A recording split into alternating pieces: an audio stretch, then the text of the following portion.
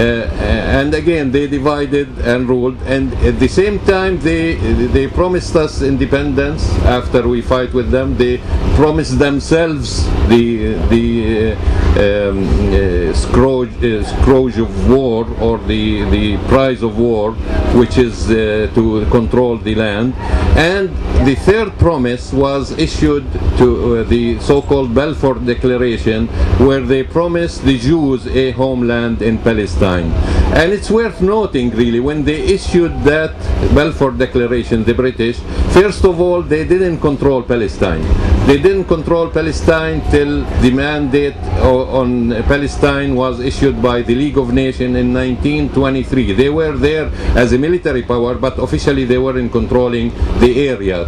And they promised a Jewish homeland, not because they loved the Jews, but because they were trying to stop the spread of progressive forces among the Jewish people because of anti-Semitism in Russia and in Europe and in Eastern Europe. They tried to divert this potential revolutionary force in Europe to try to liquidate it and make them busy with a homeland. And that's when the Balfour Declaration was issued in November 2nd, 1917. So I don't want to go much on history, but it's exactly a settler colonialist idea. The Zionist movement is a settler colonialist idea that wanted to control Palestine and to have an exclusive Jewish state in Palestine. Noting that in 1918, just a year after the Balfour Declaration, 8% of the population was Jewish. And most of this population was Palestinian Jews, because in Palestine we had Jews, Christians, and Muslims.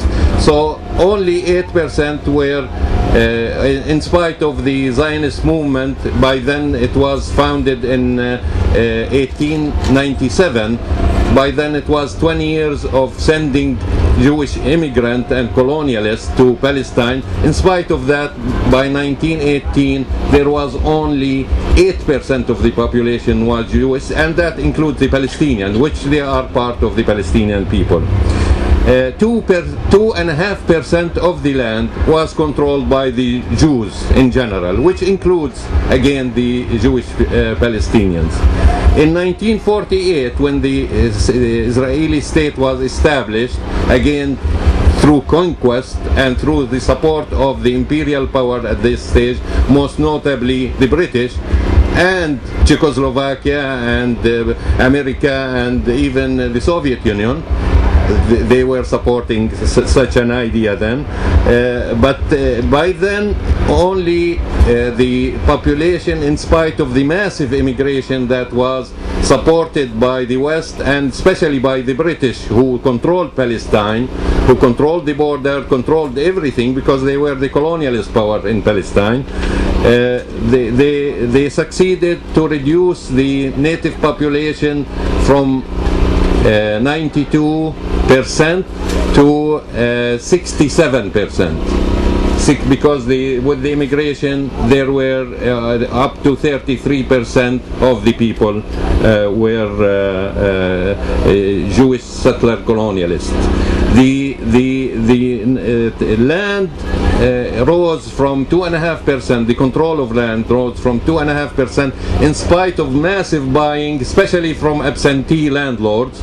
In spite of massive buying and in spite of millions and hundreds of $millions that had been put in the project, supported by the Western power, in spite of all that, from 2.5% only they controlled 5.67% of Palestine, which shows that really they didn't control much, in spite of the massive onslaught on the land and the property of the Palestinian people. So the Palestinian people basically in 1948 owned most of the land, up to 94%, over 94%. In spite of that, the UN partition plan allotted 56% to the Jewish state and 43% to the Palestinian state, supposedly. And again, all this was an excuse just to found the settler colonialist movement, which is really accommodated by the Western powers, including Canada, because Canada played a major role in the partition plan. Lester Pearson and Judge Rand were the ones who passed, who formulated and passed through their maneuvering at the United Nations. They passed the partition plan, which allotted 56% to the Jewish state. So, having said that, all these maneuvers were really just to establish a Zionist state, and the Arab position then was, you want democracy? Let's go ask the people of the Palestine what they want. They want partition, they want independence, they want whatever. The United Nations refused to do that. So they forced the partition on the Palestinian people by force again, through conquest, because they had the military power, they had the support of the colonialists, the British, and then later the Americans, who supported them on every level. So, this is the history of settler colonialism in Palestine, and it continued till this day. In 48, 400 over 440 or 450 Palestinian towns and villages were wiped out of the map of the world. They don't exist. Actually, for documentation, for people who want to know about the names and the population and all this, there is a book written by a Palestinian historian, Walid al-Khaldi. All that remains, and anybody could Google it and get all that remains, and it lists all these towns and villages that been destroyed by the Zionist conquest. The same they did with the native population in North America, and they moved them into ghettos, basically. And this is other similarities, really, that happened.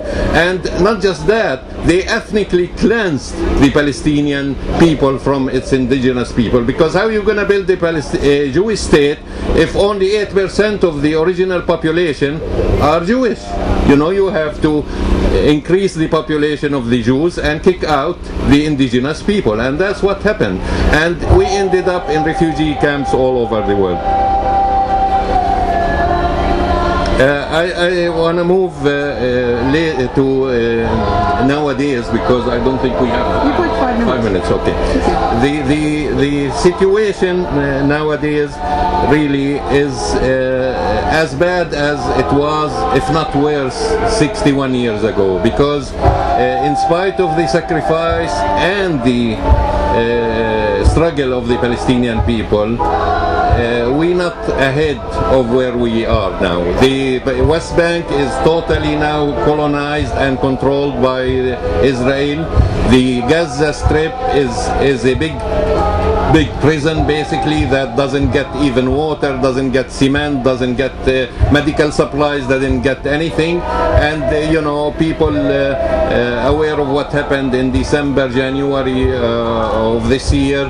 1,400 people were slaughtered in cold blood. 400 of them are basically children. 400 of them are children.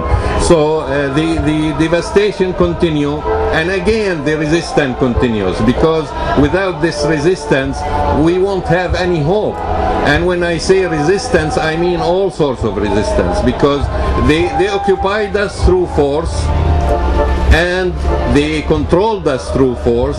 They annihilated the whole nation of Palestine through force. And if we resist or fight back, whether non-violently or violently, we become terrorists. So I mean, you damn if you do, non-violent resistance, and you damned if you fight back militarily. Again, this is tactics that the Palestinian movement will decide in the future, although we're not really very optimistic with the current leadership, because the current leadership is controlled now by the American administration through General Dayton, who is